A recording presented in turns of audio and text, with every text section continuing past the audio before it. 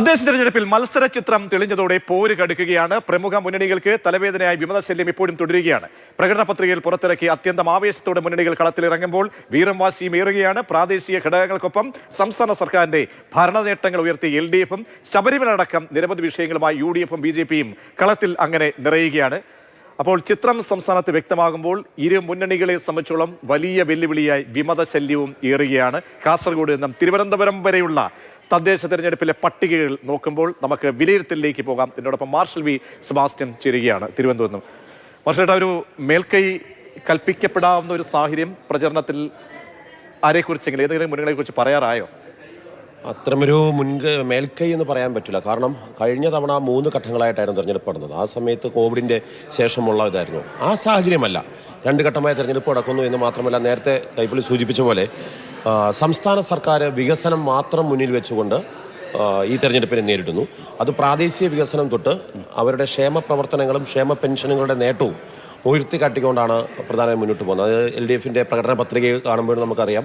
ആ പ്രകടന പത്രികയും ഇന്നലെ കഴിഞ്ഞ ദിവസം മുഖ്യമന്ത്രി പിണറായി വിജയൻ തന്നെ അദ്ദേഹം ചിന്താവാരികയിൽ എഴുതിയിട്ടുള്ള ലേഖനമുണ്ട്. അതിൽ വളരെ കൃത്യമായിട്ട് താഴെത്തട്ട് മുതൽ കഴിഞ്ഞ 10 വർഷം കൊണ്ട് നേടിയെടുത്തിട്ടുള്ള നേട്ടങ്ങൾ ആ തുടർച്ച പഞ്ചായത്തുകളിലും കോർപ്പറേഷനുകളിലും മുനിസിപ്പാലിറ്റികളിലും തുടരുവാൻ വേണ്ടി ഏറ്റവും നല്ലത് LDF തന്നെ വരണമെന്നുള്ളൊരു അവകാശമാണ്. എന്നാൽ അവിടെ പ്രതിപക്ഷത്തെയോ മറ്റു കാര്യങ്ങളോ ഒന്നുമേ തന്നെ പറയുന്നു. പ്രതിപക്ഷമാകട്ടെ ഇത്രയും ഈ വികസന നേട്ടങ്ങളെ, ഒരുപക്ഷെ കഴിഞ്ഞ 10 വർഷത്തെ വികസന നേട്ടങ്ങൾ ഏറ്റവും കൂടുതൽ നമുക്കറിയാം ഏറ്റവും അടുത്തിറക്കിയ ക്ഷേമ പെൻഷൻ അടക്കം താഴെത്തട്ടുള്ള ആളുകളെ സ്പർശിക്കുന്ന പ്രഖ്യാപനങ്ങളുമായിട്ട് അപ്രതീക്ഷിതമായിട്ടാണ് സർക്കാർ എൻട്രി ചെയ്യുന്നത്. അപ്പോൾ അതിനെയൊക്കെ ക്രോസ് ചെയ്യാൻ ഈ പ്രതിപക്ഷത്തിന്റെ കയ്യിൽ എന്തുണ്ട്?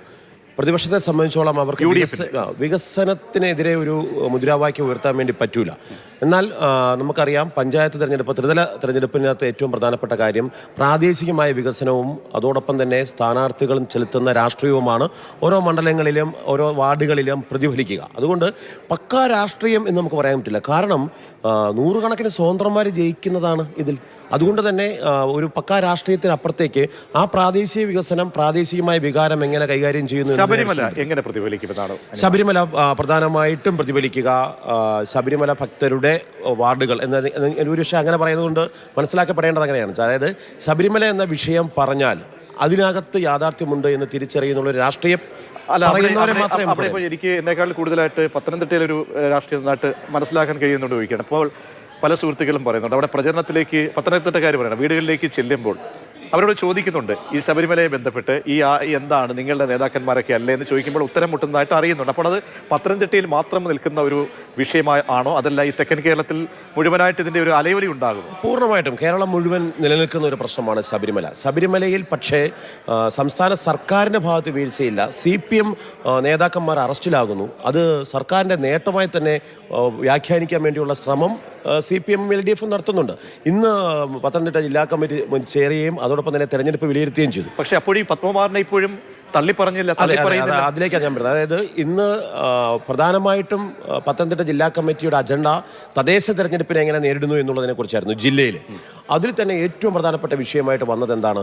ശബരിമലയാണ്. പത്മകുമാറും വാസുവും ഉൾപ്പെടെയുള്ള CPM-ന്റെ മുതിർന്ന നേതാക്കൾ അവർ ആ ഉത്തരവാദിത്തം നടത്തില്ല. അതിനകത്ത് CPM-ന് ഒരു മറുപടിയുണ്ട്. തെറ്റ് ചെയ്തവർ ശിക്ഷിക്കപ്പെടും, തെറ്റ് ചെയ്യാൻ കൂട്ടുനിന്നവർ ശിക്ഷിക്കപ്പെടും, തെറ്റ് ചെയ്തപ്പോഴും അത് തടയാതിരുന്ന ഉത്തരവാദിത്തപ്പെട്ട സ്ഥാനങ്ങളിലേക്ക് വന്നവർ അവരും ശിക്ഷിക്കപ്പെടും. ഇത് CPM സംസ്ഥാന സെക്രട്ടേറിയറ്റിൻ്റെ തീരുമാനമാണ്. അതുകൊണ്ട് തന്നെ അത് വെച്ചിട്ടായിരിക്കും അണികളിലേക്ക് വിശദീകരിക്കുക. പിന്നെയും നേരത്തെ പറഞ്ഞ പോലെ അതൊരു വിഭാഗമൊക്കെ LDF-ന് ക്ഷീണമുണ്ടാകും, കുറച്ച് സീറ്റുകൾ നഷ്ടപ്പെടാൻ കാരണമാകും. എന്നാലും വികസനത്തെ ഊന്നിയിട്ടുള്ള ഒരു മുദ്രാവാക്യം മുന്നോട്ട് പോകുന്നുള്ളതാണ്. മറ്റൊന്ന് BJP-യുടെ രാഷ്ട്രീയം. അത് ചോദിക്കുമ്പോൾ ഈ തലസ്ഥാനത്ത് BJP വിയർക്കുമോ? തലസ്ഥാനത്ത് BJP-ക്ക് വലിയ തിരിച്ചടി ഉണ്ടാകും. കാരണം പ്രത്യേകിച്ച് തിരുവനന്തപുരം കോർപ്പറേഷനിൽ അവർ കഴിഞ്ഞ തവണ 34 സീറ്റ് അവർ പിടിക്കുകയും അതോടൊപ്പം തന്നെ ഒരുപക്ഷെ ശക്തമായ പ്രതിപക്ഷമായി ഇത്തവണ അധികാരത്തിൽ വരുമെന്ന് അവർ വിശ്വസിക്കുകയും ചെയ്തിരുന്ന ഒരു കോർപ്പറേഷനാണ് തിരുവനന്തപുരം. അവിടെ പക്ഷേ നിർഭാഗ്യം എന്ന് പറയട്ടെ, അവരുടെ പ്രവർത്തകർ, കൗൺസിലർ ആയിട്ടുള്ള ഒരാളുടെ ആത്മഹത്യ, അതിനുശേഷം നമ്മുടെ ആനന്ദ്, പിന്നെ അതിനുശേഷം MS കുമാർ ഉയർത്തിയ ആ പാക്കേജ്, ഇതൊക്കെ ഒരു ഇവിടെ ഈ പല മേഖലകളിലും ഇതിലും വലിയൊരു പ്രശ്നം കൂടി അവിടെയുണ്ട്. രാജീവ് ചന്ദ്രശേഖർ എന്ന് പറയുന്ന സംസ്ഥാന പ്രസിഡന്റും RSSുമായിട്ടുള്ള പ്രശ്നങ്ങൾ. അതായത് രാജീവ് ചന്ദ്രശേഖർ വന്നതിന് ശേഷം BJPയിലെ ഗ്രൂപ്പ് വേറൊരു തരത്തിലേക്ക് മാറുകയാണ് ചെയ്തത്. അതുവരെ നിന്ന പരമ്പരാഗത രീതിയല്ല. അപ്പോൾ അതിൽ അണികൾക്കുണ്ടായിട്ടുള്ള അമർഷവും കാര്യങ്ങളും ഒക്കെ ഉണ്ട്. അതെങ്ങനെ പ്രതിഫലിക്കും എന്നുള്ളതിനേക്കും. ഇനിയും ഇത് തെക്കൻ കേരളത്തിലെ അവസ്ഥയാണെന്നുണ്ടെങ്കിൽ നമ്മൾ വടക്കോട്ട് പോകുമ്പോൾ അങ്ങനെയല്ല. അവിടെ പോപ്പുലർ ഫ്രണ്ട് മത്സരിക്കുന്നുണ്ട്, കോൺഗ്രസിന് ജമാഅത്തെ ഇസ്ലാമിയുമായിട്ട് ഒരു ബന്ധം ഉണ്ടാകുന്നുണ്ട്. ഇതിനെയാണ് CPM അവിടെ എതിർക്കുന്നത്.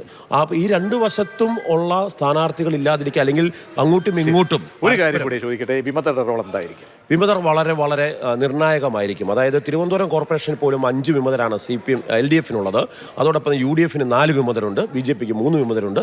ഈ വിമതരെല്ലാം തന്നെ അതത് വാർഡുകൾ, സിറ്റിംഗ് വാർഡുകളാണെങ്കിൽ അത് നഷ്ടപ്പെടുത്താൻ കാരണമാകുന്ന ആൾക്കാരുണ്ട്. ഇത് കേരളത്തിൽ അങ്ങോളം ഇങ്ങോളമുള്ള വിവിധന്മാരെല്ലാം സൃഷ്ടിക്കുന്ന ഒരു പ്രശ്നമാണ്. അതോടെ തന്നെ അപരന്മാരും ഇതേ രീതിയിൽ തന്നെ വരുന്നുണ്ട്. അപ്പോൾ സ്വാഭാവികമായിട്ടും തോൽപ്പിക്കാനുള്ള ശേഷി ജയപരാജയങ്ങളെ സ്വാധീനിക്കാൻ വേണ്ടി സാധിക്കുമെന്നാണ് ഞാൻ വിശ്വസിക്കുന്നത്. തീർച്ചയായും അതാണ്. അപ്പോൾ അടുത്ത ലാപ്പിലേക്ക് കടക്കുമ്പോൾ ഇതൊക്കെയാണ് നമ്മുടെ തദ്ദേശവുമായി ബന്ധപ്പെട്ട വിലയിരുത്തലുകൾ. അപ്പോൾ എല്ലാ മുന്നണികളും ഉയർത്തുന്ന എഴുതിയേറ്റു. കാരണം കഴിഞ്ഞ ദിവസം തന്നെ ചിത്രം വ്യക്തമായി കഴിഞ്ഞു ആരൊക്കെയാണ് മത്സരരംഗത്ത് ഉള്ളത് എന്ന്. അപ്പോൾ അതിവേഗം ബഹുദൂരം മുന്നോട്ട് പോവുകയാണ് മുന്നണികളെല്ലാം ആത്മവിശ്വാസത്തോടു കൂടി.